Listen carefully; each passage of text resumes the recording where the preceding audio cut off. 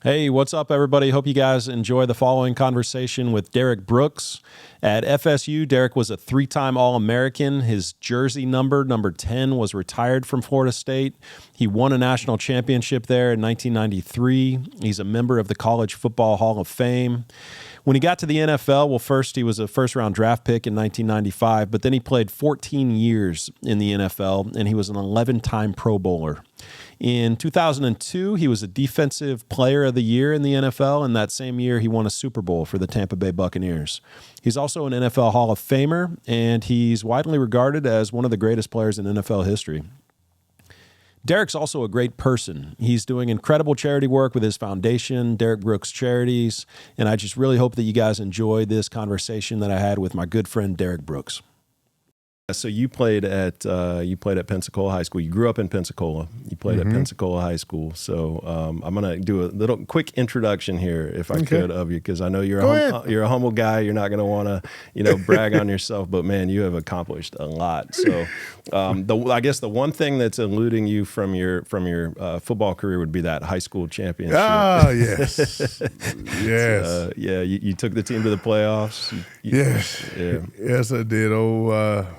Ran up against a team down here from Manatee County. Yeah. Manatee High School, right? Yes. Yeah. So, man, and they were loaded back then. Yeah, man. they were. Starting with, Patrick McNeil went to Florida State with me. The running back, Freeman. And it was another, Freeman and Chris Bilkey. Remember that name? Man, they were... We were not ready for that size and speed. Yeah. One or the other we could have handled, but yeah. And so the state playoffs game, they came up there and we got out on them quickly, 12 zip. Okay. I had a big kickoff return. We punched it in defensively. Man, I'd run around the end. Guy got to tip the ball, got a pick. Punching in, we're up 12 zip, so we feeling really good, man. Yeah. Going into halftime, they got a touchdown right before the half. We blocked the extra point, so all right, we got these guys. Mm-hmm. They come out the second half. I don't know what the coach told them at halftime, but boy, they ran us out. Okay, 40 was 7. They scored. It was six out of 6. Possessions. They scored every possession in the second half. Touchdown? Yes. Oh, Lord. It was so funny because, man, they scored, but we blocked the extra point. Okay. That's how they ended up getting 42 points. Okay. So they scored a touchdown, we blocked the extra point, or they tried to go for 2, and we stopped them. Yeah. But they blew us out. They got physical with us. We couldn't handle that mass, man. Gotcha. That backfield running that option. Tommy Frazier? He was right after that. He was after that. I Yeah. forgot the quarterback I forgot his name, but he ended up going to Carson Newman. Okay. They started running the option. Like they showed the option, but there was more of a power downhill. That offense was rushing, but we ran zero coverage blitz, so we was able to stop them. So they come out second half, they started running the option. Mm-hmm. And now they started getting Kevin Freeman on the edge with one of our corners. No match. Didn't work out. No, at all. Yeah. Then Bilkey started running up the middle. Man, they really just got to the point where they just wore us down. Yeah. Size-wise, we could not handle them. So Gotcha. We ended up losing in the state playoffs in high school. But the claim to fame is, hey, we lost to the champions. So they beat us in the semis, and they went on to blow out the other team. They beat them like 60-0. Okay. So Patrick McNeil, we got to Florida State together. That's his constant. He used to constantly remind me of that every time we get each other. He said, I may not be able to touch you now, but back then in high school, I got these paws on you, and you couldn't do anything. That's great. I say for a half, you did that. Yeah, they're 10 minutes down the street, Manatee High School. Yes. Yeah, that's where my dad went to high school. My grandfather went to high school there. So, but they were winning championships every year back then. I mean, them and Southeast right next to them. 5 minutes away from Is here. that still the big rivalry? Yeah, between those two? It's a big one down here. Yeah, for sure. And usually the winner of that game goes on to win the district or the playoffs. Yep. Yep. Yeah, for sure. Yeah. Yeah. So that's high school, but but that was, so I guess in high school, you got to mention that you were named in high school one of the top 33 players, not like that year or anything. You were one of the top 33 players in the 20th century. That's pretty crazy, man. Florida High School Athletic Association All-Century Team. That's pretty dope. Yes. So again, just from humble beginnings, man, you think about all the great high school players, we've had here in the state of Florida. And it was at one point in time, for a good span of probably 25 years, recruiting the state of Florida and colleges coming here, our athletes was that, and continued success on to the NFL as well. Yeah. We had a really, really good run. You talking late 80s to early 2000s, we were that state. And to be a defensive player named as, the top player of the century, it just go from humble beginnings, man. Never in my right mind I would have thought my career, would deserve that particular honor. But at the same time, it's on the heels of people like Emmitt Smith, same hometown, who set the national stage for Pensacola, Florida to get this attention.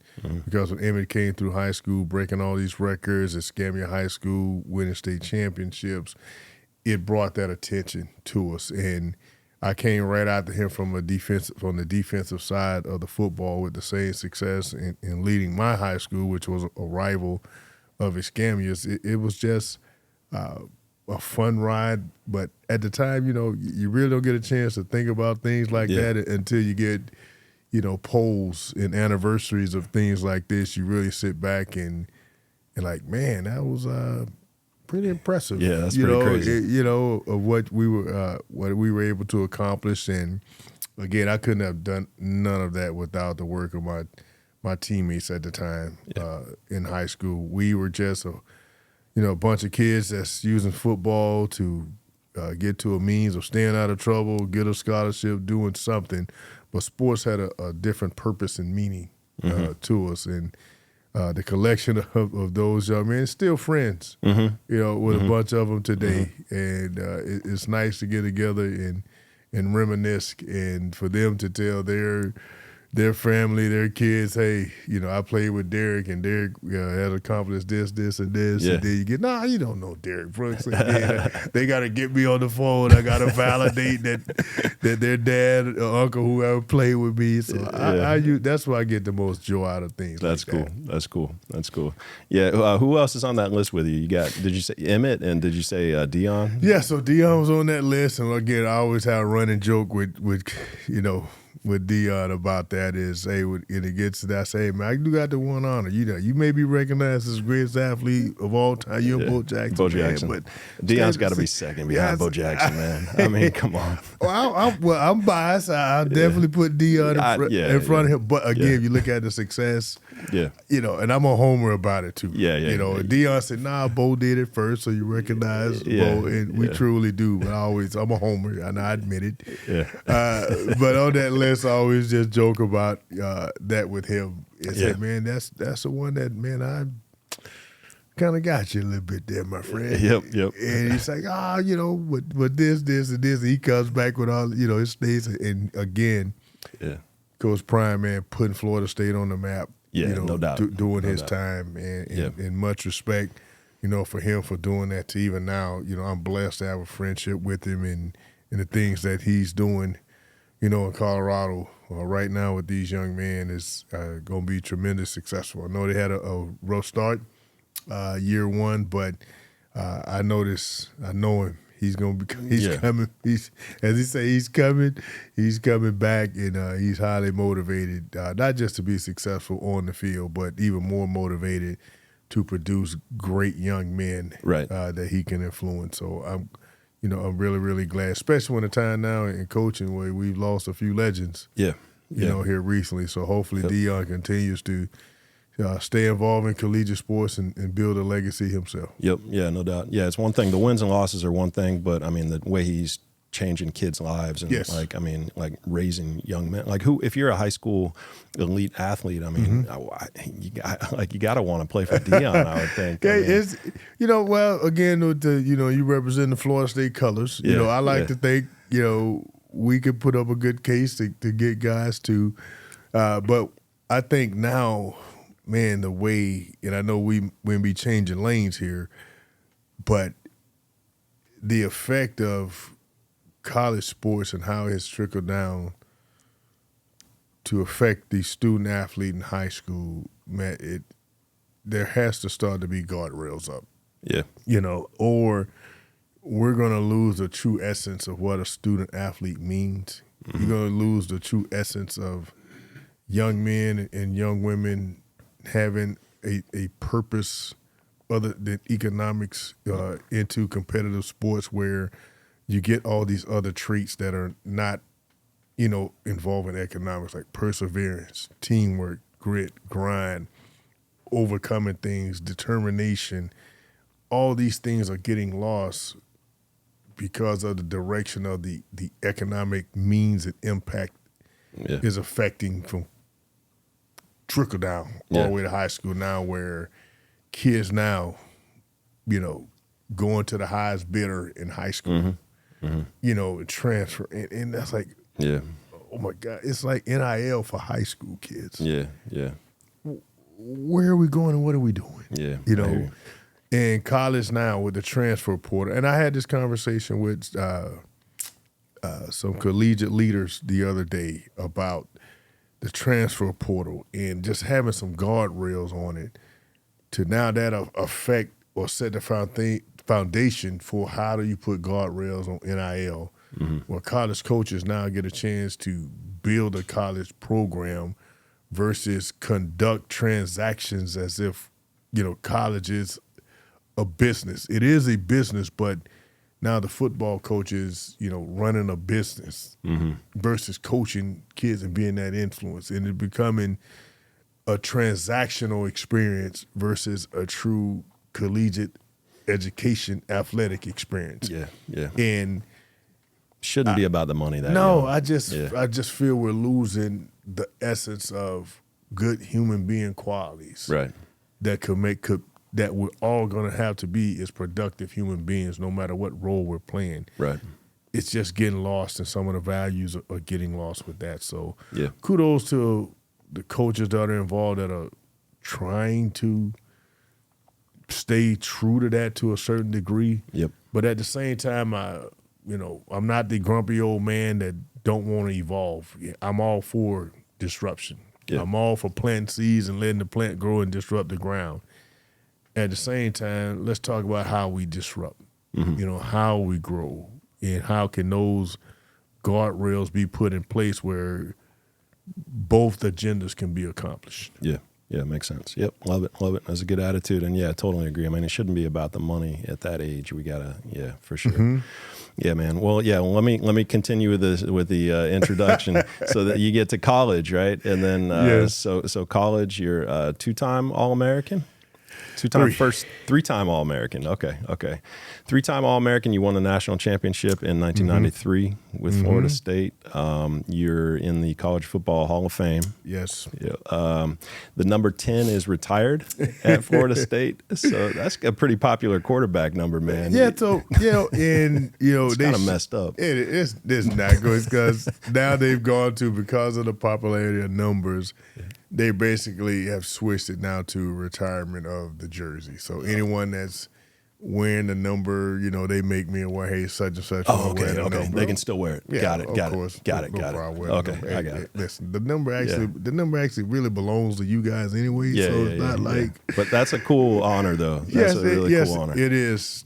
Again, when you think about all the elite athletes and people that have come through there, that was a part of our program under Coach Bobby Bowden as our leader, and there's great assistance, on my side of the ball, Mickey Andrews, Wally Burnham, Jim Gladden, Chuck Amato, Odell Higgins. You just look at these coaches that stayed there and built this program with Coach Bowden and that commitment, and how they've poured into us a lot of those things. And that's what, that number represents up there at Doak Campbell Stadium. And yes, it's definitely nice to be recognized as a small group, that's been able to achieve that, and the university to think that highly of me in that regards is, again, humbling experience. But at the same time, just is a representation of the men that grit and grind and grew with me in Tallahassee to get that first national championship. And that's all the things we'll always say, hey, you could argue which national championship team is better. Yeah. But there's only one first. Right. And it was us. Yep. So we like to hold that over our 1999, 2013 champions. Hey, great job, guys, but it was only one first. That's true. Yep. Love it. And it was us. And as I reminisce on that, just the journey to see Coach Bowden get to that moment. Yeah. At that time, we'd been so close. Too many wide rights during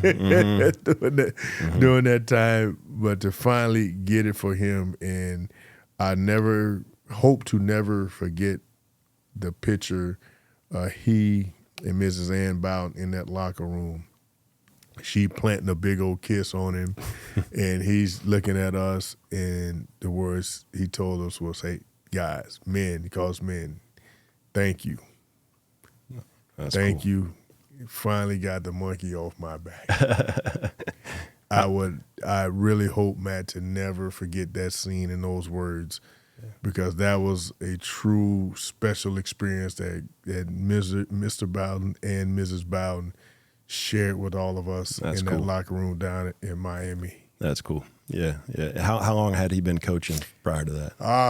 Coach Bowden had been since 1960-something. We took over Florida State in 75. Okay. So it was, but the thing about it during that time was, as I said before, we come so close. You think about the teams in the late 80s, and the nemesis was Miami. The one loss to Miami ended up knocking us out, or they went on and won it. And that year, we beat them. And we went on to win a national championship. But it had eluded him for so many years because we had some really, really great teams, man. Yeah. And to lose the way that we lost after we controlled the, 55 or 60 minutes of the game and to lose it, that was so stinging. That's tough, to me, especially my first 2 years, to see that ball sail right. I was like, man, we can't let this get down to no kick. Yeah, right. And that year we didn't. Yeah. We beat Miami, pulling away. We had the big fourth quarter comeback against Gainesville, against Florida in Gainesville. Warwick with the big fourth down catch up the sidelines to beat Florida that year, and obviously beat Nebraska. And we got a little help too. We lost to Notre Dame that year in the game of the century, and they were still, I guess, so high on beating us that the following week they lost to Boston College. Okay. So Notre Dame got knocked out beneath us, and every time I used to see Coach Tom Coughlin, because he was a coach at Boston College then. Yeah. Every time I used to see him, I'd say, "Coach Coughlin, I'm always you have a special part of my heart, man, because you guys went into Notre Dame in 1993 and upset them." Yeah. And helped propel us to a national championship. So Coach Coughlin always have a lot of respect. Now, I'm going to go out here now. He was coaching the Jags. I said, now I'm going to go out here and try to smash your Jaguars. But I always got a lot of respect for you. Yeah, very cool, very cool. Yeah, so you played, you were a safety as a freshman, and then you switched to linebacker at Florida State sophomore year. Is that right? Yeah. Okay. Yes. Right. Matt, and you just outgrew it, I guess. Outgrew it, got the two, that was a sale pitch. Okay. Hey, let's get him here. Safety. Okay. These things. Yeah.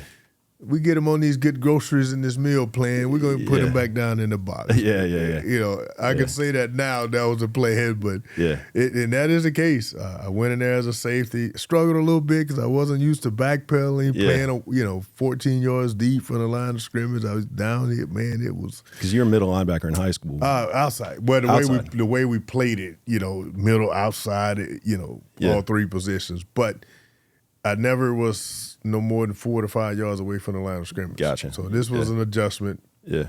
And to the point, Mickey Andrews told me one time, he told me he said, hey, if you bite on the next play action pass, just keep running forward through the gate, go down to the Greyhound bus station, tell them to charge Mickey Andrews, and you got a one-way ticket to Pensacola.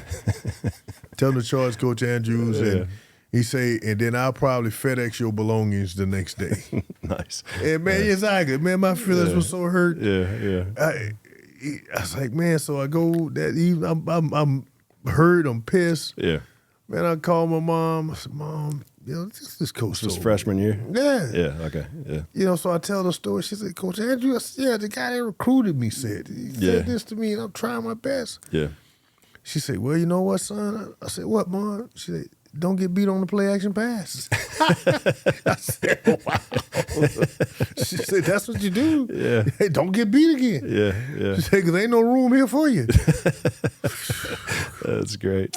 So you didn't get beat again? No, I didn't. I grew to 200 pounds. Right. So what's been, and it just, again, typical Mickey Andrews is after one practice, so walks, hey, Derrick, go step on the scale. Because I was playing linebacker in our nickel package. So I play safety in our base defense. So we go to nickel package, move to linebacker. And I was getting reps in the game because most teams started throwing, so I'd get more reps at linebacker. So he come in, Derrick, step on the scale. Man, that thing said 201 pounds. He looked at me and said, hey, go in there with Coach Burnham. You don't have to come back to my meeting again. I said, confused. What are you talking about, Coach? I go to him on Thursdays for pass defense. He said, nah, you're going to start going to him Monday through Sunday. I mean, again, I don't know what that means. Okay, man, this man, he kicked me out of my position. Now I'm thinking, what did I do? Like, this dude just don't like me. So I go into Coach Burnham's meeting because that was on like a Monday. And Coach Burnham walks in, he said, finally. You finally got the 200 pounds, man. We've been waiting for 2 weeks. I'm like, what? He said, yeah, you finally got the 200 pounds, man. We've kind of been waiting for 3 or 4 weeks for you to go in.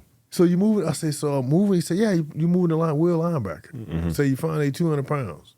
It just took you a little longer than we thought. Yeah, we couldn't force no more food down your belly.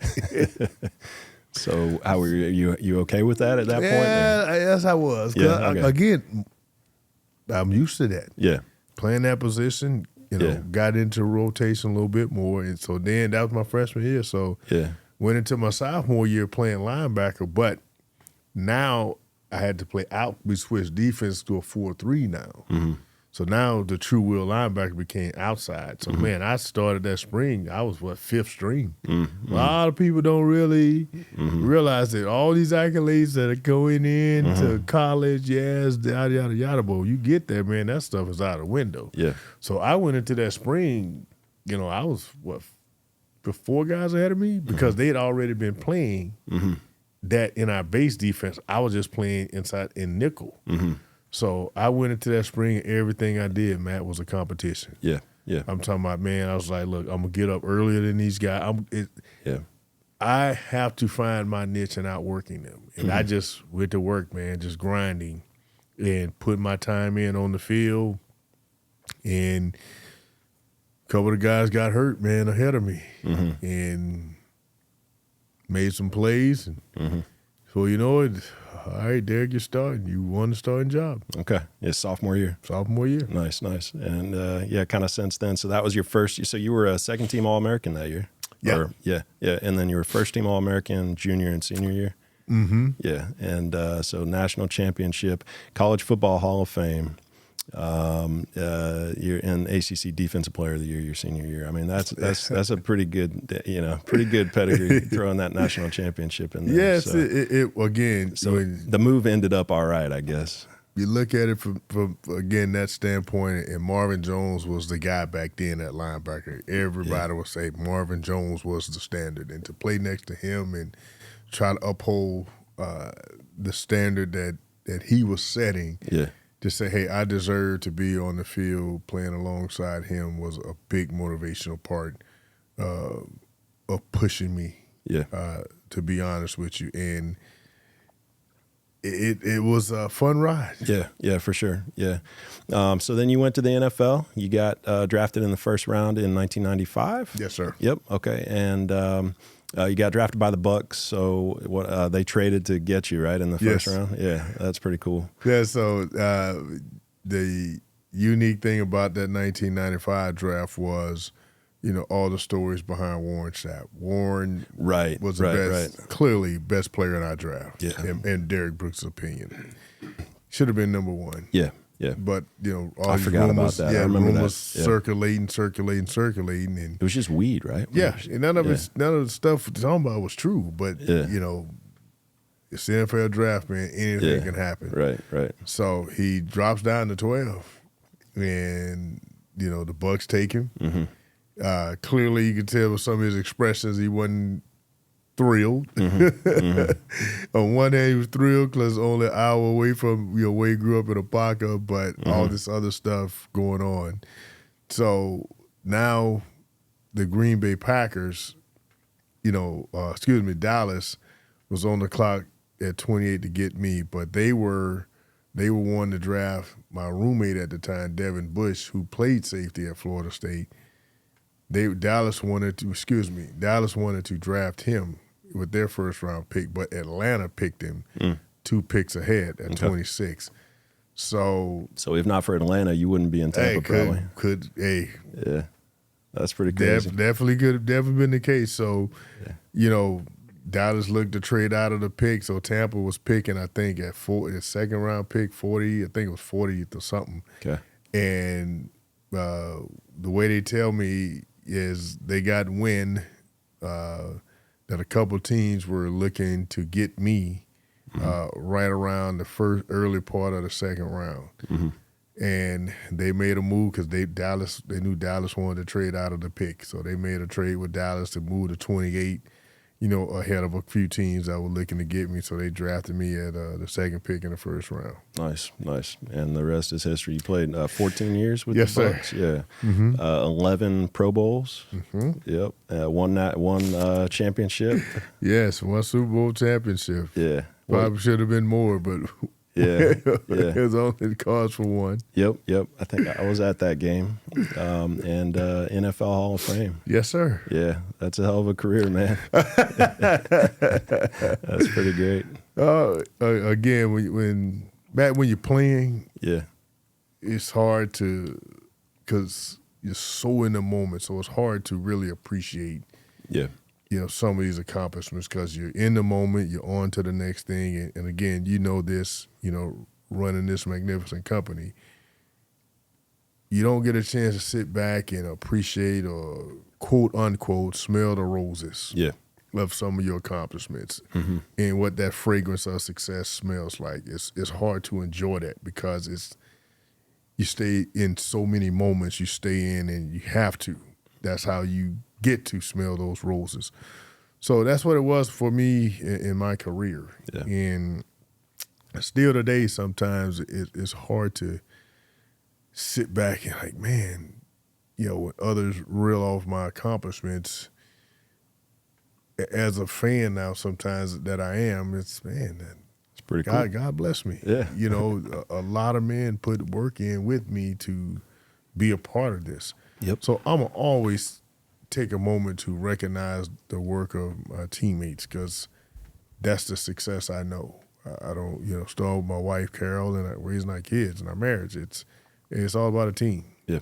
And the individual success that's hard for me to accept because someone else had to pour in the to work with me to get that success. So that's why I'm so big on team and team accomplishments and leaning into others and each one pulling their weight. Sometimes you pull weight for others, part of a team, and they pull weight for you. But whatever it is, you push toward the same goal in the same common direction. And so these accomplishments in football, that's what that represents for me, all the way up to the Hall of Fame. That's cool, man. That's a good perspective. That's a good way to think about it. You've always been super humble. So what's your secret with that? What's your secret with, like, not letting all this stuff get to your head? Well, one, I always believe I kept football in the proper perspective for me. I never grew up wanting to be a football player, NFL player. That just never was what I wanted to be. I wanted to be an insurance man. Mm-hmm. And I always tell that story because that's what I saw success was Mr. Herbert. Mm-hmm. Mr. Herbert, he wore a suit, he drove a BMW, and everybody gave him money. And he's the only person my parents never complained about paying. Okay. So that's what I saw success like. So I walked up to him and I said, Mr. Herbert, everybody gets, like, you drive a nice car, man. You always say, you say BMWs are nice. Yeah. You the only guy I see in a suit besides a preacher. Uh-huh. You collect money. And you the only guy my mom and dad don't complain about paying. Yep. What do you do? He said, I'm an insurance man. I said, that's what I want to be, an insurance man. Nice. And he said, I said, what I got to do to be an insurance man? He said, well, Derrick, from what I understand, you just keep doing what you're doing. You go to high school, graduate, you go to college. And I'm like, what is college? He's like, that's like the 13th, 14th, 15th grade. Some guys or gals, it's the 20th grade, but I don't think this is going to be a problem for you. I said, okay.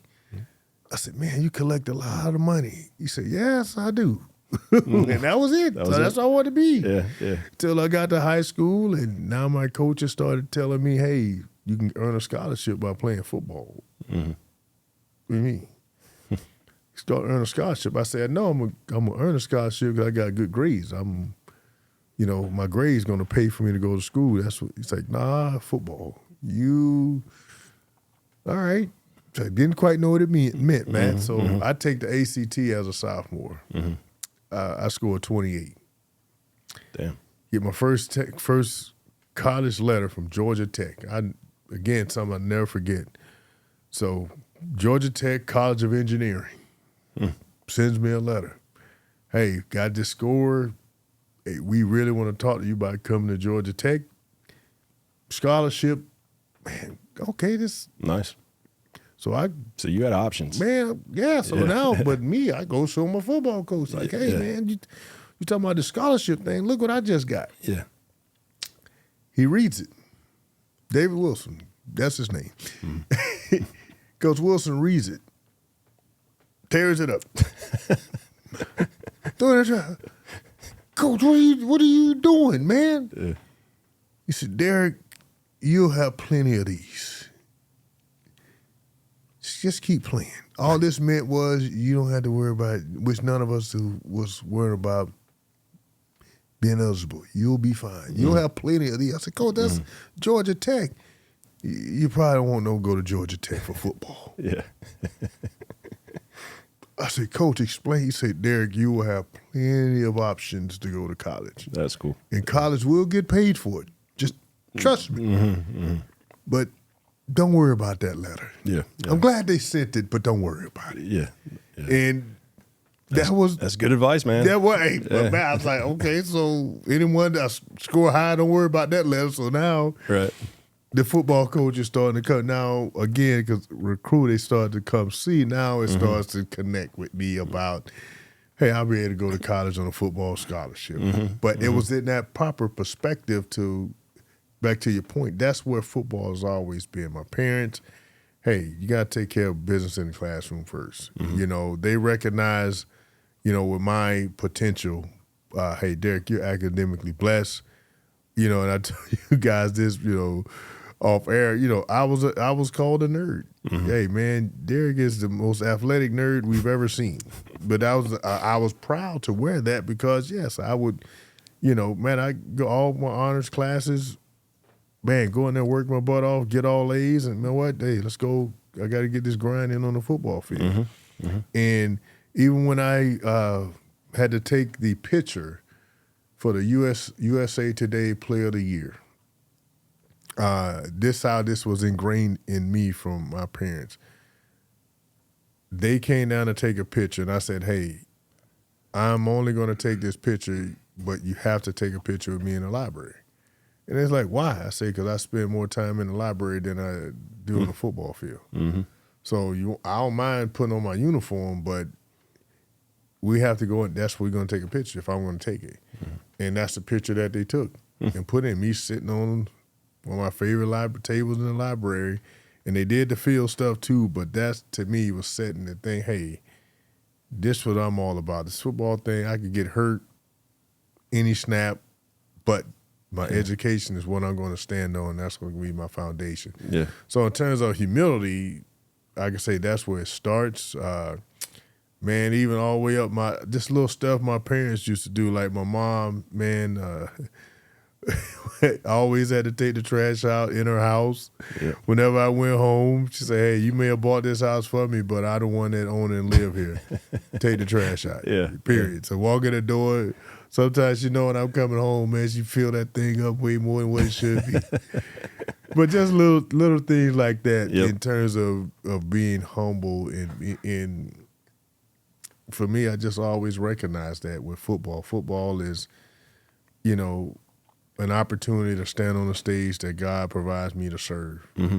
I just never, even to this day, I try to keep the proper perspective on what, and especially when it got to the NFL, hey guys, and I said this, hey, that number, that jersey, that belongs to the franchise. Yeah, that's cool. That name on the back, that belongs to you. Right. And I wanted that for me to never get caught up into that because that could be a very dangerous game if you become that persona. And you talk about guys that it's many examples. One of the examples, man, that I think back, a really good friend of mine now, and I've heard and talked to Ric Flair, the wrestler, about this, how he got caught so much up in the character of Ric Flair, how that affected him personally and took away from a lot of the things that he was robbed of being away from that character. Okay. And I looked at that when he's talked about, like, man, that's the perspective that I want to take and be the opposite and got to football. I don't want to be wrapped up in the employee that I was as a football player, but I want to make sure that I'm the man that happened to have football as a job. Yeah, that's cool. Yeah, it's a great attitude, man. It's it's not about what people are making you up to be and what people are saying and what people are talking about. It's what you are at your core and sticking and staying true to that. That's really cool. Yes. So I guess just growing up, I mean, it sounds like you're super focused on football, but more super focused on school and just academics and making sure that you were heading down that right path and you knew what your future wanted to be. I think that's something that a lot of people don't realize as they're going throughout their lives, that a lot of the very, very successful people always have that future vision, that future goal, and what that's this goal that's going to happen at this point in time, but my ultimate goal is XYZ, and just always working towards a specific vision of a specific future. It sounds like you kind of always had that. But then, so what, were there ever any, growing up in Pensacola where you grew up, obviously, could be a difficult, I think it was a Title IX school that Crystal said she went, worked with you. We'll talk about that in a little while, but I mean, in terms of like drugs and violence and crime, I mean, what was that like kind of growing up? Well, it was very well present, and I grew up around it. By stretch of the imagination, for me, we had so much love. I didn't know what economic poor meant. We shared a lot of resources, my brother and sisters, and we had our challenges, growing up, and that's part of my story too, man. Hey, come on one day, the utilities may be off because you had to pay the mortgage and you had to make, ends meet and sacrifices. And I learned to adapt, to be honest with you. So all those things were present. I just had a mindset that, my parents just put in me, one of those options. They were there and present, but there wasn't no options for me. Man, yeah, I had friends that was out there at a young age, man, selling drugs and doing those things. And I made choices to stay away from them. Yeah. Yeah, good for you. Yeah, we can hang out, we could do this, but when they go do their thing, and to the point where even when I thought about it, they stepped up in the gap for me. Hey, this not what you, this ain't you. What are you doing out here with us? I just want, if after the football game, want to go, no, we finna go do this. You ain't. So at times they even recognize that for me, and I'm grateful, that they did. And they knew my mindset and my resilience, and when I put my mind to something, that they had to respect that, and they did respect that. Where, in some cases, man, I've seen some cases even now they'll pull that friend in to doing what they're doing, and now everyone is in trouble. So I never judged them, even to the day. Hey, they made those decisions. I made something different, but I know, that doesn't affect my friendship with them. Yeah. Still got a lot of love for them. Yeah.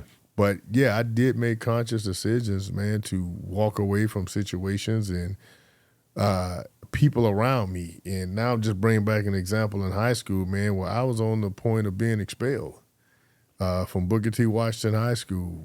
One of my friends had, at a basketball game, and he got into a fight. We were at another high school. Our high school was playing, and we were the visiting team, and we were there in the bleachers watching them play. And, man, my friend goes down at halftime to get something, and, man, next thing I know, he's in a fight, with someone. And, man, I rushed into the brawl, and it turns out, man, to be a really, really big melee where, the principal of our school somehow ends up trying to restrain me, in this melee. And I end up pushing, poor Mr. McCoy, pushing him down some bleachers, man, and it was a real bad deal. We get to school that Monday, and there's a hearing about, expulsion from school. Who's going to get expelled? And by the grace of God, I end up being, one of the ones that didn't get suspended. A couple of my other friends got suspended because of things they'd done in the past and what have you. But our principal stuck his neck, and Mr. Evan McCorvey stuck his neck out and said, hey, I'm sticking my neck out for you. You do not need to be in this environment. And if you do it again, the consequences will be amassed. And that was another one of those conscious decisions where I felt I was being there for a friend, but long term, I was like, man, I can't be putting myself in this situation again. And I made better choices from that point. That was my junior year in high school. I was one decision away from being expelled, and all these opportunities that I earned with schools and scholarships, et cetera, could have been flushed down the drain. But it wasn't for me. And that was one of those things in my early years I went back to on, hey, God gave me a break. What am I going to do with it? And that's not put yourself in those positions again. Yeah, that's cool. Yeah, so fast forwarding a little bit, maybe to like what was the difference really between? Before I get to that, I guess so college, like you played with some incredible people. I mean, some incredible athletes, some incredible people. Those relationships, like I'm sure you still have a lot of those relationships now, with a lot of those people. But to have that much talent and that type of a bond with that type of a player, I know just from playing high school football, what type of a bond you can form over a football field. I wore this, of course, because it's your colors, but also my high school team just won a state championship. Yes. So. Cardamone High School. Got a shout out to Jared Clark. Yeah, shout out to him, man. It's one of the first time in a while that we've had one. Yeah. You guys, Berkeley out of Tampa, Central Florida, we've been on a drought. We have been, yeah, for sure. 1973, I think, was the last Cardinal Mooney championship. Yeah. So yeah, it's been a minute. But can you talk about that bond at the college level and what that's all about, and maybe if you still have some of those friendships? Yes, we do, and I'm going to group them all together because once I go naming them, man, it's hard. You forgot. How you gonna forget me? Yeah. So, but my classmates that I came in, 1991, that's a special group. I was my roommate, Devin Bush, Derry Alexander, Tyrant Marion, Forrest Conley. These guys, we were a foundation. Philip Riley, we were a foundation coming in that. We had a disruptive mindset that, hey, we are coming here to be the difference makers and win a national championship. No disrespect to those that came before us, but we just had a mindset of we're going to be a nucleus of success. Marquette Smith was in that class too as well, but we went – and that's kind of been a core bond. But, you expand from that to, class of 1990. These guys had the same mindset. It was just great to go through these things together. And as we've become men throughout these years, Florida State set the foundation for those relationships. And it's not necessarily the things we went through on the field. It's how we bonded off the field. And, man, I can tell you one of the things, the innocence of one of our experiences that has been robbed. I maybe rob is too strong of a word. But the decision to take away the athletic dorms when the NCAA decided that took away an opportunity for kids and young men to come together and build. That took that away, and it's had such a profound effect, in my opinion, on student athletes since that decision been made. When was that made? It was I think early 2000s. Okay. When that decision was made, and here's why I say that. So it's no more like you can't have, like during my time, it was Burt Reynolds Hall was the name of our football dome. Like all the players stayed there. Okay, gotcha. It was players and maybe some student trainers if we had some, or GAs if we had other, dorm apartments there. But we all stayed there in the same complex, and it was the football dome. You had the basketball dome. You had each sport had its own housing. Yeah, that's cool. Well, they took that away because it was competitive advantage. Whatever explanation they can explain is not good enough for me. And I say that because it took away the opportunity for men to grow in a way that the coaches can't. Like, man, we had certain disciplines where we discipline ourselves. Certain things got handled at the dorm. You ain't had to worry about coach getting your gassers on the field. Certain disagreements happen at the dorm. Like, hey, man, y'all disagree. Okay, we finna go out here, man. Let's put on these gloves. Y'all go in this grass next to this pool. Let's figure this out. Right. All right, when y'all get done figuring this out, man, let's hug, let's love, let's kiss, let's move on. Yeah. Many of those. Yeah. Somebody's going through something, man, some heartache, some pain. You had brothers there with you to go through it with you and grow. And it's also gave a way for coaches, man, to really build a connection and a relationship with their players away from the field because they come to the dorm. They come there and sharing these experiences and with it. So it was just that. Man, if somebody, you ain't got no food in your refrigerator and your neighbor do, man, you coming over here, you eating with us. So it was all that got took away where now, kids living away, they only see each other if it's at practice, and that's just 2 hours, so it's hard to build chemistry sometimes. Yeah. And you can build it in pockets. Yeah. But I'm talking about when the dorm was here, man, you built it as a team. Mm-hmm.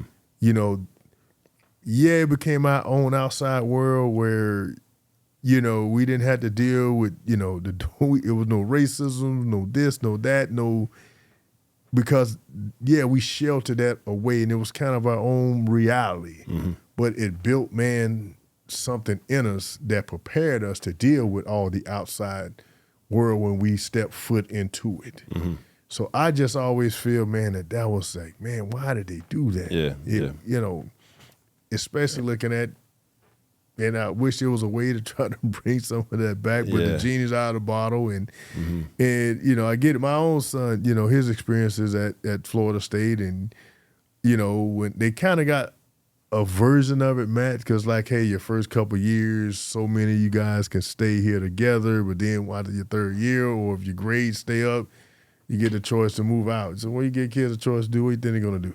Yeah, right. They're going to move. Move out, yeah. So it's just hard to build that. What I saw was some of that secret success that you talked about in building those relationships, and a key component to a lot of the friendships and brotherhood relationships that I have today through football, especially at Florida State.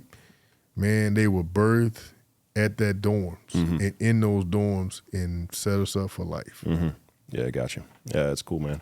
And then, yes, why did they change it? Was it like favoritism or something? I think I was in college when that happened. Right, it was something about an extra benefits and level playing field. Right, and some kids, some colleges could afford this, others can afford that. Yeah, and then the gender equity was starting. Hey, the females can't have this, can so it was a lot of things I felt could have been resolved. Right, in order to keep this. Yeah.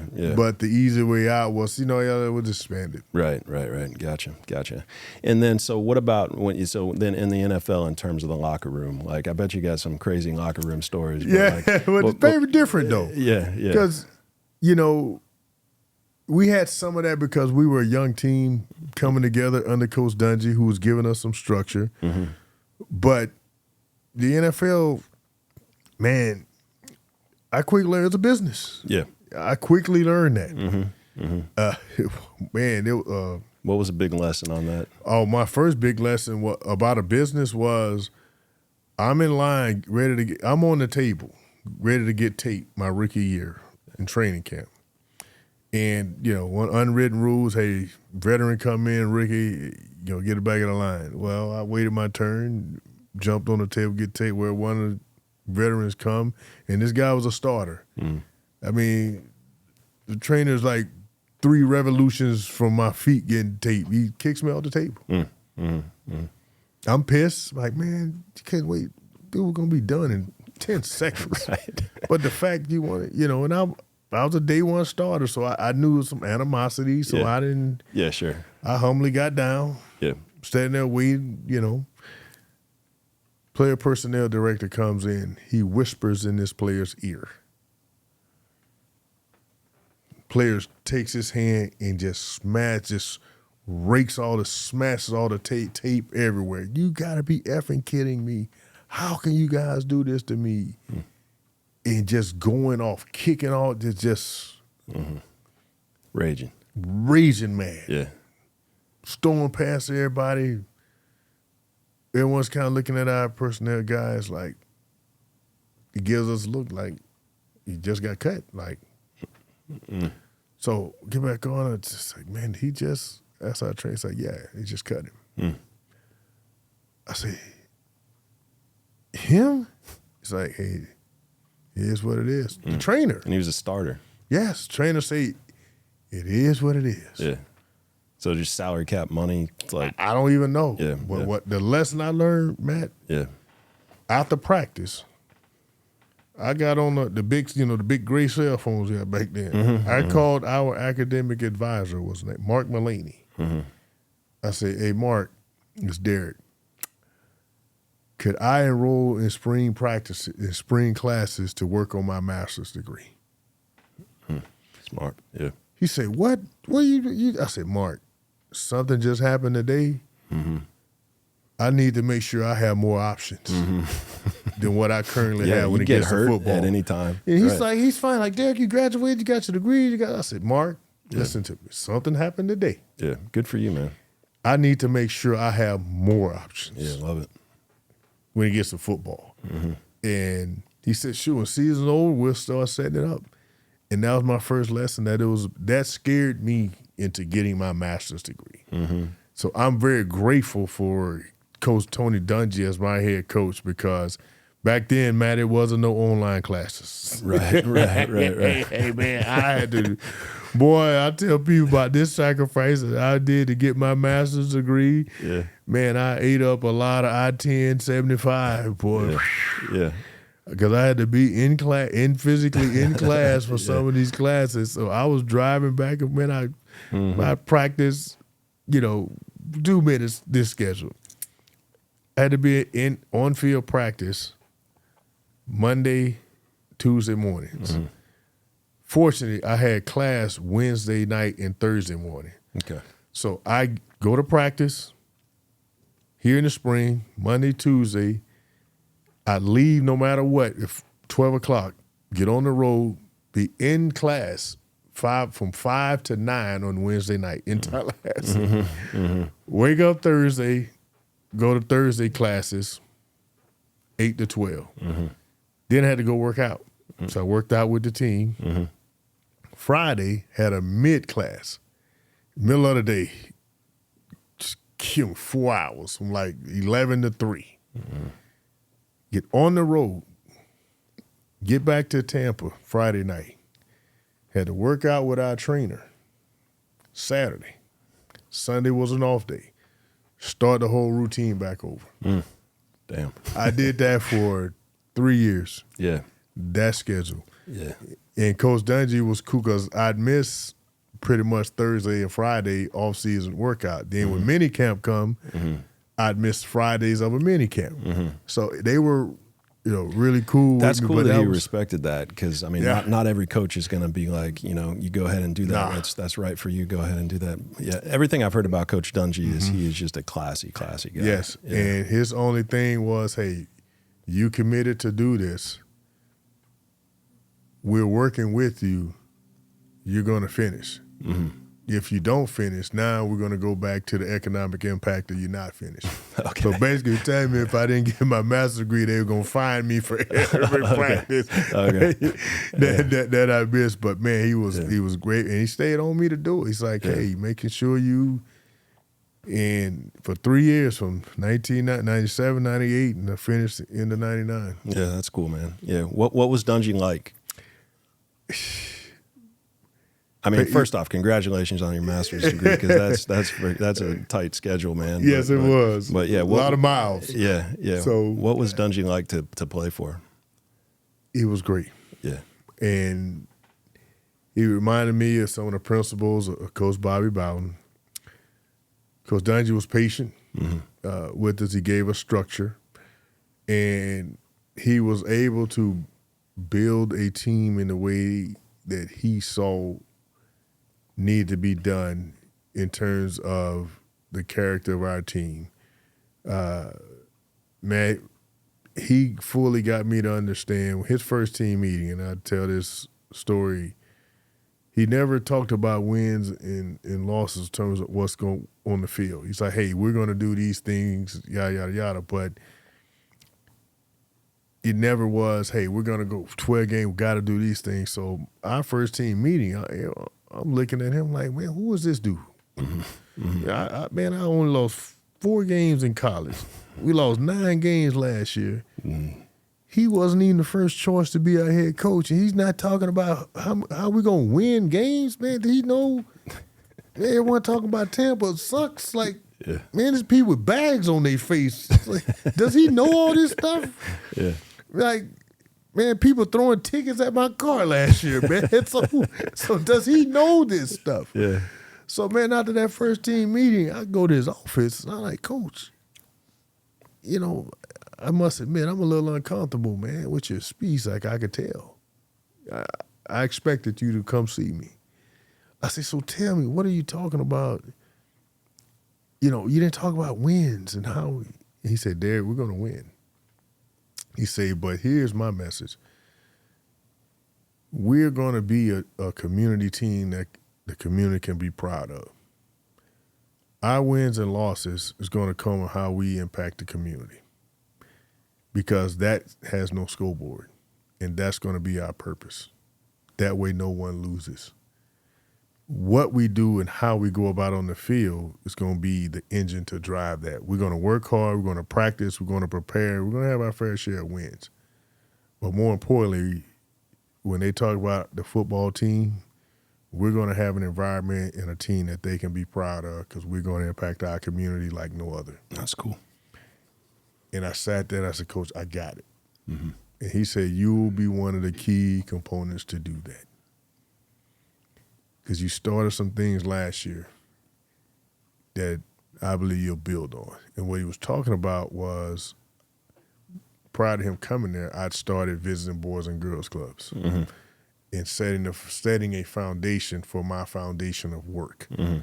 I just hadn't had structure behind it or the commitment, and seeing that perspective of the head coach and how he wanted to lead our team, that set the foundation for me. So playing for him as a young player, he brought that structure. He gave us some order, and that order and structure allowed a very young, talented team to grow and know together. And that's what we were able to do, is start on the road of turning this franchise around. Mm-hmm. That's cool, man. Yeah, that's awesome. Yeah, I want to get to, you know, your post-career stuff and the charitable stuff, but any crazy, like, you know, stories, any crazy, like, locker room stories. Oh, man, how can I protect the innocent? Don't. This is yeah, no. Yeah, need. so we, you know, yeah, we did, man, we had some of the, I guess, one of the wildest things, I'll tell you, in our locker room happened between Dave Moore and Mike Allstott. Okay. You know, they were one-upping each other with pranks. And it got, this particular prank got out of hand. Man, you know, it went from hiding, you know, shoes and keys and phones to, and again, I don't know, forgive me, I don't know who did what. Yeah. That's probably for the better. Yeah, but it was one where one of them did to the other. It started with a tow. So one of them had the other's car towed. Okay. I don't know, again, don't know where they were out, I guess, eating at a bar or something, and they may have had, the other one had the guy's car towed. Yeah. It's pretty messed up. Yes, your car's missing. You reported it stolen. You know, the whole nine, just to be, hey man, you know, had it towed to his house, not his neighbor's house. So it was at his neighbor's. Whoever. Again, I apologize. I wish I knew who done what, but had the car towed. You know, to the neighbor's house. They were, you know, went through the whole rigmarole process of car being stolen, this, that, and the other, just to find out it's next door. The other one did, so whoever won up that one took the hood, you know, someone hit the keys, couldn't get home, had to get the wife, bring spare key. So the next day, one of them just took the hood off the other's truck. Wow. And went in the parking lot, see a hoodless truck. Come to find, I mean, had to drive home with no hood. Where'd he put the hood? Come to practice the next morning, the hood is on the goalpost. Wow. So it's like there's a hood on the goalpost. And the video guys behind, they filmed it. That was pretty crazy. That led to, man, tires being taken off.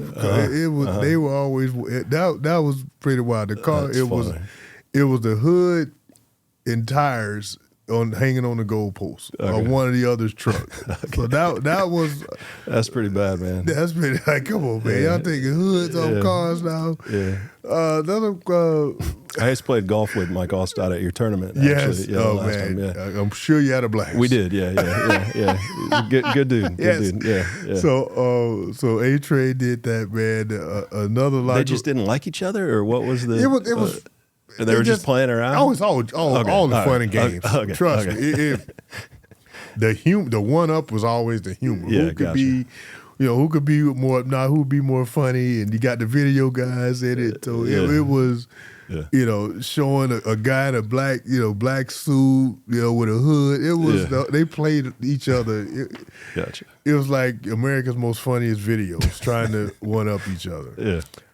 Another one with me and Mike Allstott actually was pretty fun between the two of us. Is we had a nice big collision on the goal line. He and I, man, pow, couple times, and one he got the best of me, I got the best of him, but we both were, shoulders were a little banged up from it, right? So we're trying not to show each other who's one upping each other. So we get out to practice and go to the training room. So it's in training camp over at Disney. So it had a north and a south exit in the training room.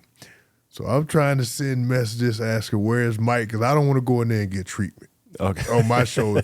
He don't want to go get treatment on his. Right. So as we trying to sneak in to get treatment for each other, he's on one end, I'm on one end of the training room, and it just at the same time as we're trying to walk in and walk by, he walks by, I walk by him. He has a bag of ice on his shoulder. I got a bag of ice on mine. And we both got a Buccaneer hoodie on, so you can't really see who it is. Yeah. And some kind of way, man, I'm bending down to get my bag, and he's passing by. So I pick my bag up. I hit somebody that's behind me. Mm-hmm. It's him. Yeah. So I turn it. He look at me. He look at him. And he got his shoulder like this. I got my shoulder. You start dying. And we just died. Man, we just died laughing at each other. That's funny. So I'm bent over. So he's trying to get out before I get in. I'm trying to get my bag up. Like, let me get my bag and go before Mike come in. Right. And I back into him. Yeah. And he turns around, his shoulders like this, my shoulders like this. And we just died laughing at each other, man. Because that's probably after, like, what, hours of shit talking. It was out the goal line drill, so that's what. Yeah. So it was so bad. It was. So that was one of the most funniest one. That's great. Another locker room story. Coach Rich Bisaccia, back at our old $1 place, our locker room served as the team meeting room. Mm-hmm. That's how small it was. Mm-hmm. So first special teams meeting is held in our locker room, which is meeting room. Is this Sombrero? This was we were in the Sombrero. Okay. But our facility was right next to where the International Mall is now. Okay. Right next to it where you see the Uber and the cab stands, that was our facility. Okay. So we had a building there, that was our facility. Needless to say, man, this room here was probably it's bigger than our defensive meeting room. Mm-hmm. That's how small it was. Mm-hmm. So Coach Bisaccia gets up. He said, "Hey, Josh, just for the record, hey, we're not going to have any phones, in the meeting. Hey, let's leave the phones out. Want no distractions." So he's, everyone's like, "All right, no." So he starts, going through his spiel. About 3 phones go off, like ring. Mm-hmm. The third one, he said, "Guys, didn't I tell you guys no effing phones in the meeting room?" Warren Sapp gets up. He said, "Hey, Coach, this is the locker room before it's a meeting room. You do realize that." Coach looks around. "Yes, I do. Thank you." And he looks, and the look on his face was like, "Damn, you're right. Yeah. Yes, I do. Thank you. Perfect. Oh, yeah. And he goes back to coach. Yeah. So afterwards, he comes in the next day, he said, "Guys, as we turn the locker room into a meeting room, could you please turn your phones off and turn the power off in the locker room for 45 minutes so I can get through my meeting?" Sal say, "Are you asking or are you telling?" Everybody just died, burst out laughing. Everyone, you couldn't help but laugh. He say, "Are you asking or are you telling?" We all just bust out laughing. He said, "Both." Both. Perfect. So those are some more lighthearted. That's good, man. Locker room stories. Others are probably not, You can't share all of them. Nah, they're not as G-rated. Yeah. Yeah, he told me one about Lynch that we probably shouldn't talk about. But yeah, that's from Gator Creek. Yeah, right. Yeah, exactly. Yep. Yeah, that's fun, man. But good times, I'm sure. Yes. Yeah, got to be a trip in a locker room just with Warren Sapp. I mean, man, it is. You talk about honestly, we talk about our Super Bowl team and just that run, man, from '97 to 2007, that 10-year run. So besides the guy we mentioned, I mean, you got Rondé Barber. You got Simeon Rice. Yeah, that's right. Boogie McFarland, Greg Spires. I'm talking about defense. Brian Kelly, Dexter Jackson, Sheldon Quarles, Ellis Wims, even Chuck Darby. You got guys that were role players, guys that were stars, and everybody understood their role. Dwight Smiths of the world just and played their role to the best of their ability on our defense. Yes, we knew as much as we had the quote unquote stars. If it started with Sapp, myself, and Lynch, you had Simeon, who was dominant, to Rondé, that was up and coming, to Brian Kelly, that's mass support. Don't get the credit he deserves today. You just had guys. Hey, we know the major star. We're the supporting cast, but we're a supporting cast that could be easily on another team in a star role. But you're here and they're playing their part. And that piece of the puzzle, particularly on our defense, everybody understood their role. And everybody played their role to become a dominant defense by dominating your role. Yeah. Then you get obviously the offensive side, of the football, and that's the big difference too. Coach Dungy was our head coach. It was more a defensive focused team. Coach Gruden becomes our head coach now. The shift becomes a more offensive focused team because he didn't touch the defense. Hey, I don't need that's defensive staff, kept the staff. Hey, you guys doing what you guys doing. I'm gonna challenge you guys to be better, but my focus is going to be on the offensive side of the football. And that's pretty much how the team was ran. So you had your leaders on there, starting, we say, with my man Mike Allstott and Brad Johnson, to Keyshawn and Keenan McCarter. You look at everybody playing their role up front, from Michael Pittman's, other world, to the unsung heroes like Joe Jurevicius. Especially our Super Bowl run and the playoffs that Joe had during that time. It was nice. Kenyatta Walker, Cozy Coleman, Roman Oldham, offensive lineman, Kerry Jenkins of the world, Jeff Chris. I go through the whole gamut of names, but that little pigskin is responsible for a lot of things that people don't realize the value when you look at just a football itself. Yeah. Man, that football by itself sitting on a stand has no value.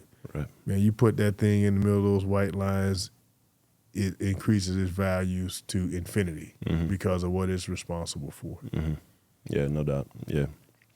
Yeah, man. Well, awesome. I appreciate that. Appreciate the insight and the openness on all that. Super, super cool. I want to talk a little bit, obviously, about post football and and all that stuff. But I guess first, for me, when I was in high school and playing football, I was, senior year, I was getting recruited to play at a bunch of schools for college. Florida was recruiting me. I was like the leading receiver, or maybe second leading receiver in the area between Manatee County, Sarasota, Venice, and running back kicks and, running back punts and all this stuff. And then I went up against Tampa Catholic and Tampa Catholic with Kenny Kelly and Daryl Jackson. Oh, man. Yeah, and so that was a team, man. They had 3 5-stars on that team. And Kenny Kelly. Yeah, Kenny Kelly was the man. Two-sport athlete. Yep. And Daryl Jackson played for the Gators and played Seattle Seahawks. Yeah. And I remember this one play. Well, first off, I broke my ribs in that game. Somebody came through. A linebacker came through their line, hit me just right under the ball. Broke 2 of my ribs, cracked them. I didn't exactly know at the time. I knew I was injured, but I didn't have an X-ray or anything. Yeah, you just wrap an ace band around. Yeah, exactly. So I'm back in. The next play, they went up 36-0 in the first half, and second half came out. I ran back the opening kickoff, all the way back, and had another 40-yard touchdown running the ball, and so 36-14 was the final score. But in that first half, I went and Kenny Kelly was of course the quarterback, but he was also the punter, and so it was 4th down. We finally stopped him for once, and Kenny Kelly was going to punt, but did a fake punt, and so he runs around the left side of the line, and I'm the punt returner, and so I see that it's a fake punt, and so I'm coming up full speed, and I was fast back then, man, and so he's fast, and so we're both running full speed right at the sidelines. He can't cut it in because there's people there. He doesn't go out of bounds. I'm like, please go out of bounds, please go out of bounds. We both get so low as we can to the ground, and it's like helmet to helmet, full speed, and I got up immediately, because that's what you do, but I couldn't see. Everything was black. And so I just started running, and, I thought I was running in the right direction, but I was running towards their sidelines. And so, all the people in the stands are laughing, and I hear people laughing. So I'm like, all right, I'm just going to take a knee for a second, and took a knee, got my sight back, and, took a play off, went back and back to the huddle. And, but it's, I think Kenny was okay. I think I got the better of the hit, but he, I don't know that he got hurt on the play, but anyway, I got a brain scan a couple of years ago, 3 years ago, and I've got a significant injury, prefrontal cortex injury, and I know it just takes one hit, in the game of football. It takes one hit, and so I was lacking blood flow to my prefrontal cortex, for probably the last, however many years that's been. Were you having symptoms that made you get the brain scan? Yeah, my wife and I both got one done, and just brain fog basically, and just memory issues, for sure. And, I guess some other, probably a short temper, for a good part of my life there after that. And so all those kinds of things. And, I don't know if it was just that one hit or not, because I was playing, played football for a bunch of years, but so I've been doing hyperbaric chamber, therapy and all that stuff for since that scan, and that's really been helpful. Yes, I mean super helpful. But I kind of changed. I got in one of those before. Your experience, because do you get in the one where you lay down? Yeah. And I guess you're so many levels beneath sea level. Yeah. I go 4 atmospheric pressures. Is what I'm at. But. And how long you going? Hour? About an hour. Yeah. About an hour. Yeah. Man, the first time I had to get in one of those, man, it's like it's super. It's kind of, like if your mind's not right, you panic. Yeah. Your body's so claustrophobic. Yeah, so I had to get had to watch a movie, a movie playing. Yeah. The first time that I did it, I did that a couple times too, man, for a rib injury. Okay. It actually worked. It works great, man. That is hyperbaric chamber therapy is one of the best things people can do for each other. But I just wanted to get your thoughts. I mean, I know obviously head injuries are a significant part of the game, and it impacts people for a lifetime after they play the sport. I mean, football is one thing, but soccer, it happens all the time, But just kind of curious your thoughts on that aspect of the sport. And it's the sport of football in general is getting safer. Yeah, it's definitely a safer game now than when I played. Safer game for my son, and it's become we are more educated on injuries. Yeah, whether it be concussions, sprains, breaks, ligaments, whatever it is. We're more educated in the advancement of medicines and treatments to deal with those injuries. It's definitely advance light years. But how we govern the game and protect, particularly football, to your point earlier, we're trying to basically have the safest car wrecks possible, collisions possible. Right. That's what we're trying to do. Right. And my current role as an NFL appeals officer, I'm in the position when it gets, when players get fined on the field for, one example is that you had a helmet-to-helmet contact. If the NFL issues a fine, the player appeals that fine. I'm the appeals officer that hears their case.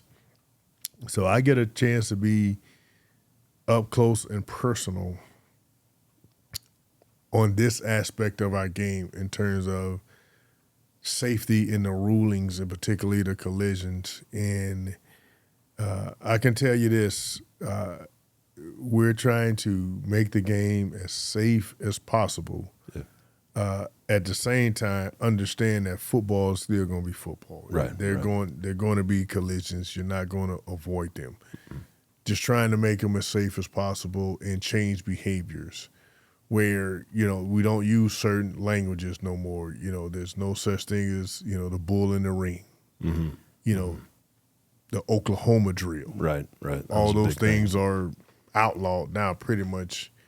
Little league on, you can't do them. So trying to change behaviors in how we coach and teach, starting at a younger age, moving up, so you start to get the consistency of how to play the game in this current state and make it safer and better starting younger. Yeah. And I know the NFL has poured a lot of resources into that education down because the earlier kids can start trying to play the right way that is being governed by the NFL in college, the better that this game is going to be. And we have to, because now it's involving young ladies as well. The NFL flag movement when it comes to young ladies, man, you got some young ladies out here playing this game of flag. That's wow.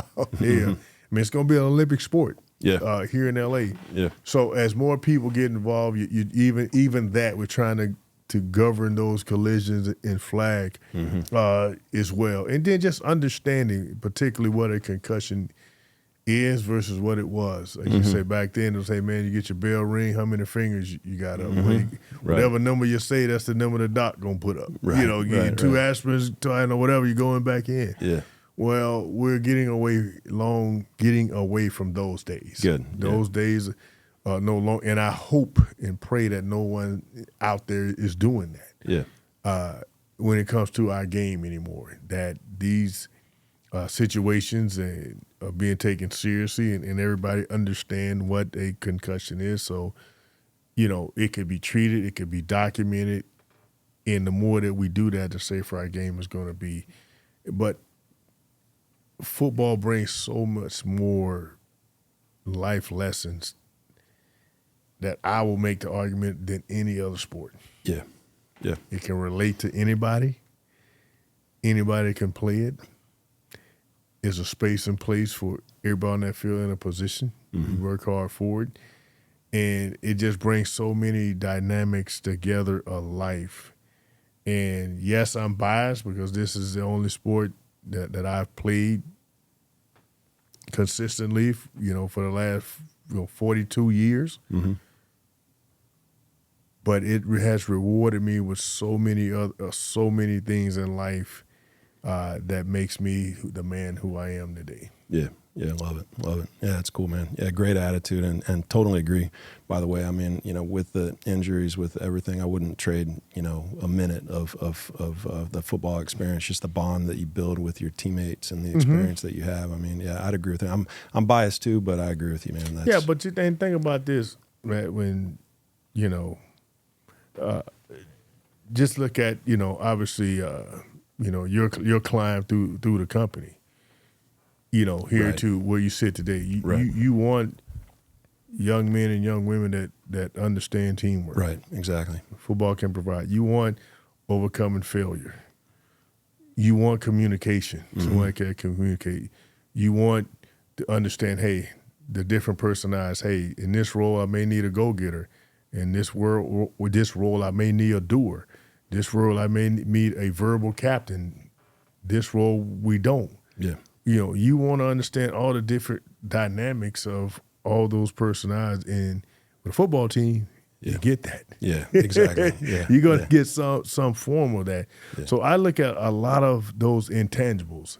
And here's why I sum it up, especially when I talk to rookies. I said, guys, we all hope to be, we're going to have one thing in common, that wherever your journey ends in this game, we're going to be a retired player. We're going to share that. Mm-hmm. We may not share the same accomplishments while we're in this, but we're going to be a retired player at some point. Actually playing a game of football, it's the most non-transferable skill ever.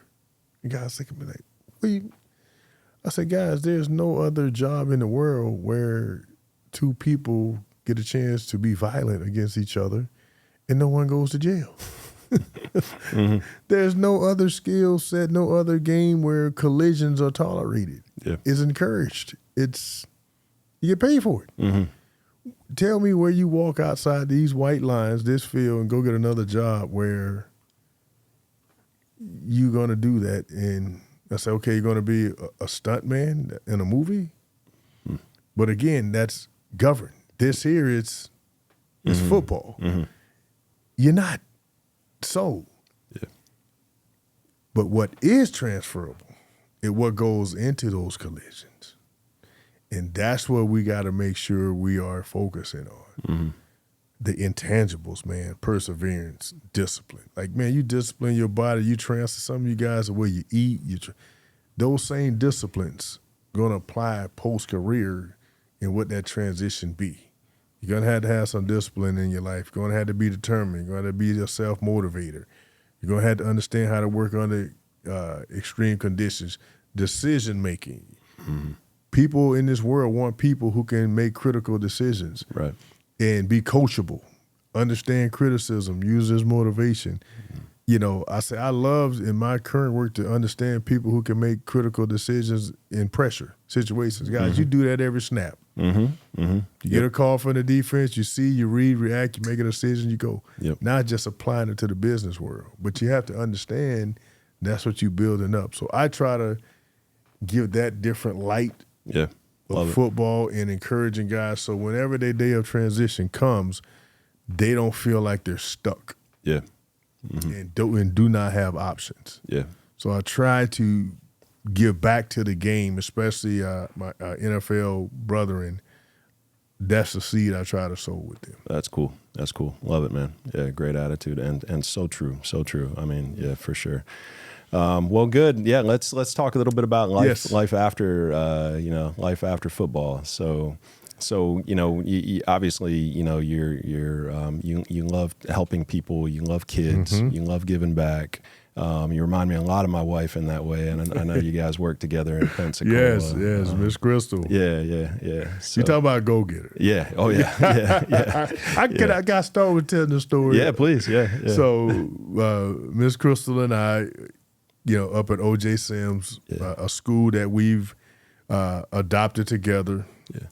We should say my wife does community outreach for Bealls, so she's our community outreach and philanthropy coordinator. So she worked with you with your charity at OJ Sims. So great connection, and we've known each other obviously prior to that.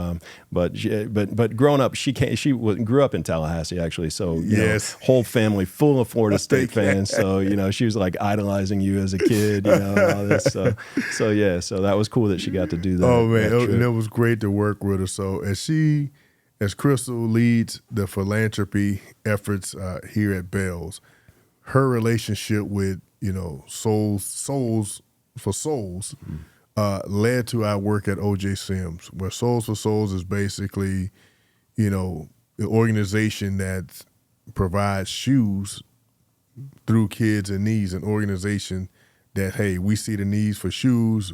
They go out and find a population. Organizations like ours work together and we sponsor those kids and those shoes. So Crystal, through her relationship here at Bealls, introduced, hey, Derrick, I think this would be a great opportunity for us and O.J. Sims, which is a elementary school in Pensacola, Florida. For lack of a better word, they need a lot of love in all aspects, from education to home to food, clothing, shelter, basic needs, etc.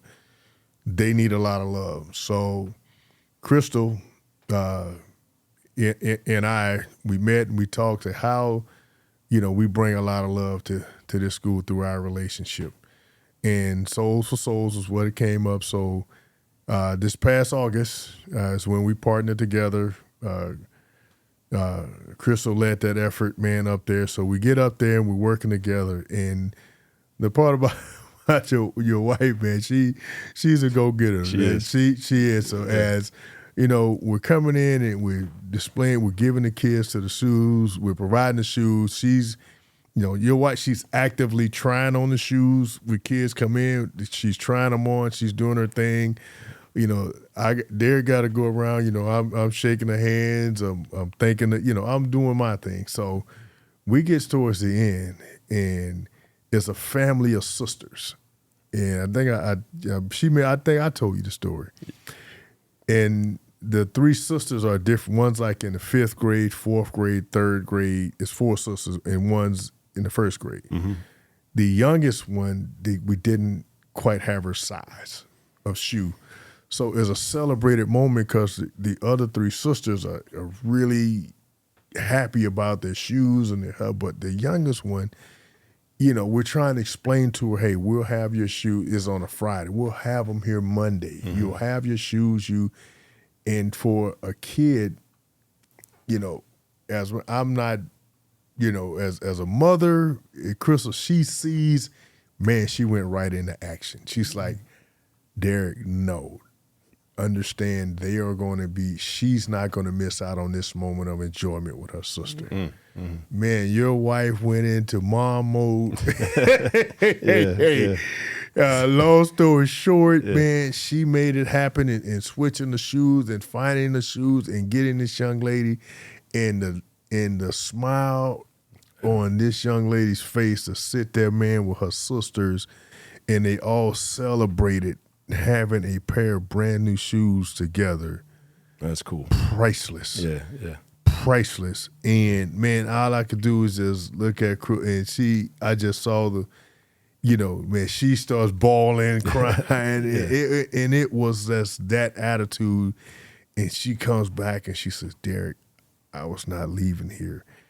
These shoes it's not about the point of them fitting her, not fitting her at this point. It's enjoying this with her sister. Yeah. So we're going to make sure we send, them what they need, and they'll get the right size. But for the next 3 days, she's going to enjoy this moment with her sister. And, man, that's just one of the examples that I was inspired. And I said, Chris, you just inspired me in a way that you don't realize when I get to a roadblock, especially in dealing with kids, because sometimes I feel, okay, if I hit the pause button, then because I hit the pause button, I could be a better resource because now I get a chance to assess, evaluate, and now bring more resource because I hit the pause button. You just showed me it's not about that. It's about, hey, what does the moment take to make magic? And once you make magic, then you bring all the other things in. I say, that's what you just taught me today. And I can't wait to see us continue to not just work on this, but work on other projects. So she and Benita Polito, my executive director, they're already in activation mode about what we're going to do this summer. Oh, good. We're going to have a summer program for the kids, and we may do another Souls for Souls for the summer and the fall because, the need is there, and trying to bring different programming where, at the Bealls stores in Northwest Florida, we sponsor a shopping spree with the kids that earn it, right? We're going to make sure kids earn it. Say 100 kids earn the right to come in and spend $200 on a shopping spree. Some of them have never had the opportunity to go shop and pick and make decisions on, clothing. Well, let's give them that experience and that opportunity to be in the decision chair of what that looks like. So, again, we got a few things down the line, but it is a joy, to be honest with you, to work with your wife. Yeah. And I told her last August, I was like, man, Mama kicked in and she went in and made magic. Yeah, that's great. Yeah, she's amazing. Yeah, for sure. I learn something from her every day for sure too. So yeah, she's a piece of work. For sure. Yeah, she's one that you want on your team. I will put it that way. Absolutely. And like I said, Matt, your leadership, man, in the way that you've, in our, years now of knowing each other, and, from that random, your response to just a random cold card that I sent, tell you to, man, being shocked that, man, he called me back. Like, Derrick Brooks wrote me a letter? What? I think it was the other way around, man. No, it was that. When you call, I said, man, I can just tell from this call, it's a lot we can do. Yeah. I just think it is, and we're going to take this journey together. So just to see how, people just see, it's bigger than just the Bills retail stores that they see. Yeah. And I just want to sit here, and be one voice to bring to light the relationship you've had with my foundation and impacting communities and touching people in a way that I never thought that I would be able to. I know I stay in the space and the lane of education, but now to have, this retail opportunity to now look into food and clothing and shoes in Derrick Brooks Charities journey, you guys allowed that area of partnership with me, and to see that the impact that it's having in connection with my education vision, particularly for Pensacola. Yeah. And that's one of the things that, as whether it's your staff that watch this or your audience, we came together saying, you know what, we do enough here at home. How can we expand our reach, beyond Manatee County, beyond Venice, beyond Hillsborough, beyond Tampa, and we just landed in Northwest Florida. And it's been such a great landing spot for us. And to see the excitement that you guys get to extend the mission and vision of your leadership through philanthropy and allowing my foundation to be one of those vehicles, man, honestly, I just sit here, man, and say thank you with a lot of gratitude. Oh, that's cool, man.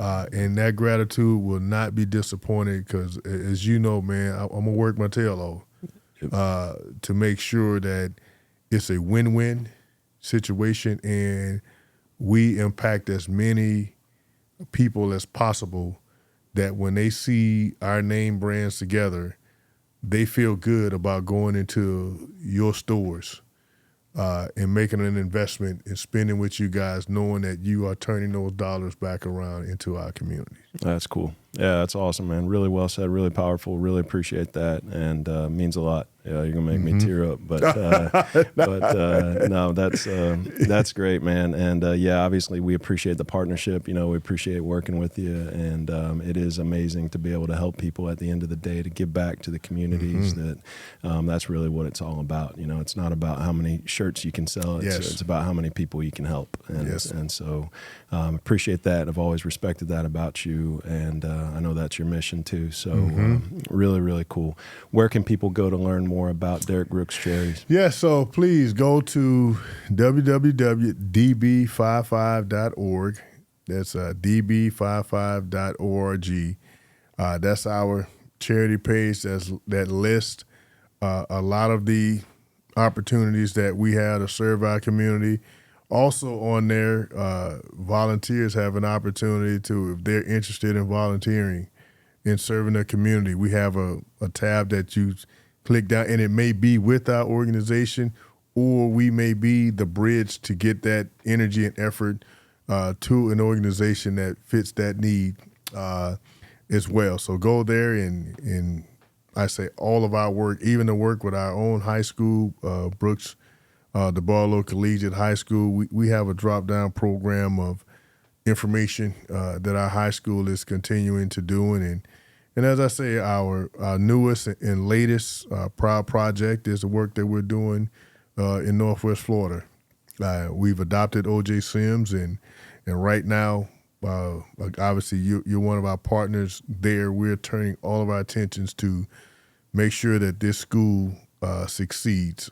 They've already had success. They've went from an F to a D in terms of ratings, and that's a really, really big improvement. Nowhere where we need to be, but it's an improvement. It's the right step, man. Yes, it's right. So now we're trying to go from a D to a C with resourcing from teachers. It's not just the kids we're resourcing. We're resourcing the teachers as well. Like I say, through your support, we're able to provide counseling and professional development for teachers who are teaching kids in environments that, they're not used to dealing with. So how does a teacher be mentally prepared to come in and teach a kid who's dealing with certain issues at home? That teacher has to now be a part of that, get past that to get lessons taught. At the same time, how do you teach teachers to be equipped with tools to accept these situations and these burdens, and care more for a child that gets more energy out of them? So we brought professional counselors onto the school. Teachers now can get resourced, even get certified. We bring in mental health therapists, not just to the teachers, but to kids. Hey, this is a resource. So we're trying to do everything we can in extending these branches of help to Principal Susan Saunders. And the community up there is responding well, too. That's why I say when people see you going to work and they see the good, so as I say, hey, we don't fundraise, we friend raise. At DBC, we friend raise, and through the friend raising efforts, we're slowly getting others in Northwest Florida involved too. Love it. Awesome, man. Very cool. Well, it's incredible job you're doing. You're an incredible person. Obviously, with everything that you do, it's just been amazing what you've been able to give back to communities through your work and your passion and your work ethic. So I really appreciate you being on the show today, man. Did we miss anything?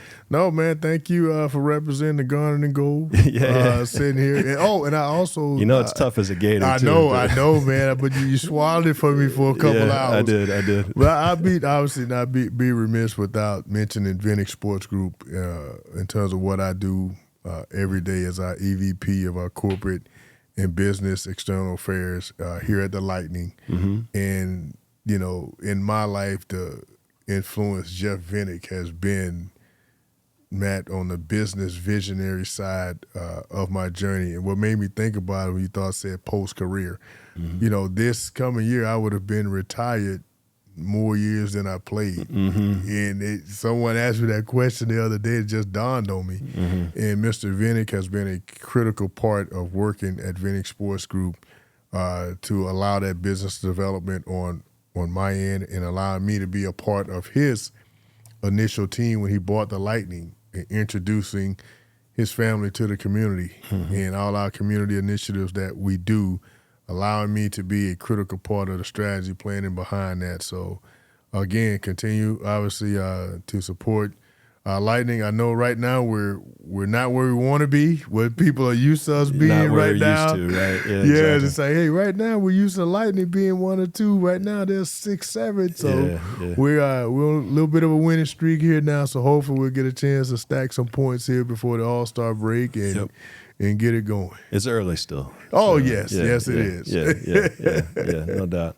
All right, Derrick. Hey, man, I really appreciate talking to you. Thank you, sir. Appreciate you coming on, man. Yes, sir. Likewise. Yeah, that was great, man.